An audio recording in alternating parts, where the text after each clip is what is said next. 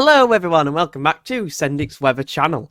Today we're going to be having a little bit of a fun video today, seeing as tonight's 7 PM forecast or 7 PM live stream is going to also be some fun as well. Sendik's Friday fun bonanza weather forecasting. We're going to be releasing the spring forecast on there. We're also going to have a look at the regular charts because there might be some interest developing in the next few days. But I thought it might be fun to have a look at one of the fun models, the CFS model, see if it's showing anything surrounding what could happen in the future. So as we know, there's been a lot of talk, a lot of scope, and I've mentioned it a lot myself, about the scope for a sudden stratospheric warming, which is where we have this massive major warming over the North Pole, which is displacing the polar vortex at its roots. One bit's splitting off into Western Europe, and the other part is splitting into Canada. So that's been the latest news. You know, it's likely to happen. It's not obviously definite or anything like that. But if you have a look at these means, this is from the midnight run. You can see that a lot of these runs are bringing in a drop.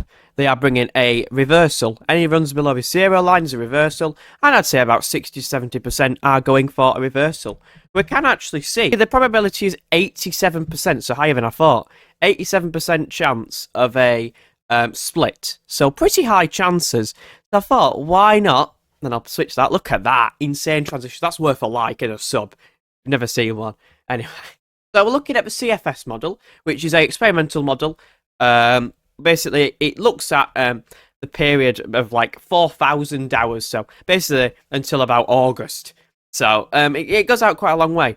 So what we're going to do is skip to around 2 weeks out from when the split is meant to happen, or the sudden stratospheric warming is meant to happen, because the lag time between a SSW happening and the impacts is about 2 weeks. If you're going to see any cold weather blocking patterns potentially, and things like that. So remember, this is just experimental, this is a bit of fun, but I thought some of you might enjoy it anyway. So about 28th of March will be where we start to see a response from the troposphere. As you can see at this stage, we have high pressure moving towards Scandinavia, winds are in from a shallow easterly, and yeah, we are dragging in pretty mild air. However, by the 30th of March, a ridge begins to build out in the Atlantic, and we begin to bring down colder winds from the north. By the 30th of March, bringing some colder air in. By the 31st, so on the last day of March, we're bringing in a northwesterly. It looks like that low pressure's about to drop through the country, sink southwards. High pressure's properly built out in the Atlantic, and low pressure shoved further northwards. And we're beginning to bring in some colder air. By the 1st of April, when it's meant to be turning milder, we're bringing in the wind from the northeast. There, low pressure's out to our east, winds in from the northeast, high pressure's out in the Atlantic. And that could be indicative of this sudden stratospheric warming. Obviously, this might be predicting it. You never know. CFS might be right. But after this blocking pattern this continued blocking sort of persists, I should say. Low pressure's out to our west, that's on a northwest-southeast alignment. That's going into France and Spain. And again, we drag the wind in from the northeast. So very interesting with the CFS. -5 lines back in. Bit milder with this low. It does go to our south. And then again, high pressure ridging out in the Atlantic, bringing in more cold winds from the northeast-east. And bringing some quite cold air for the time of year into Scotland. Lots of snow with that one, wow.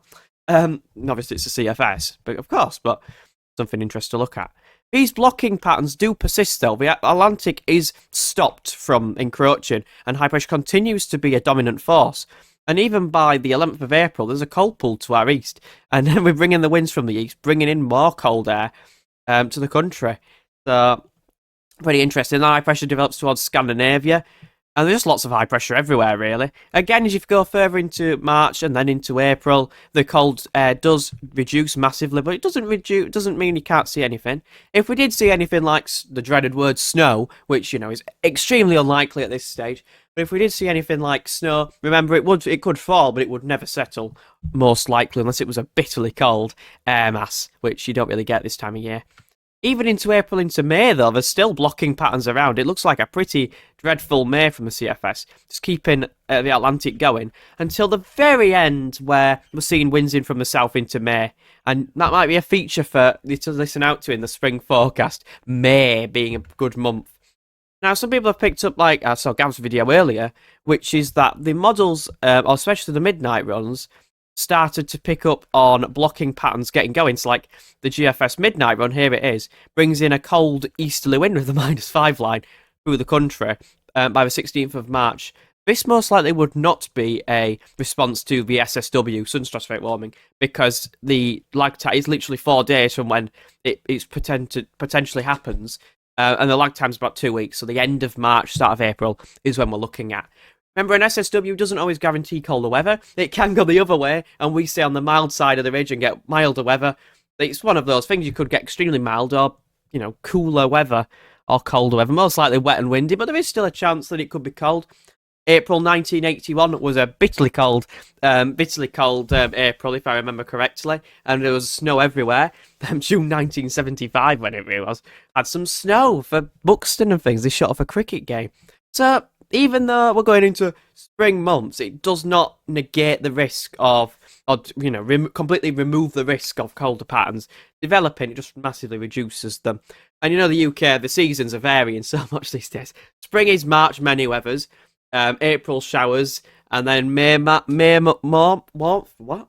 May warmth. That's what's going to happen. I'm telling you now, May warmth. Get ready for May.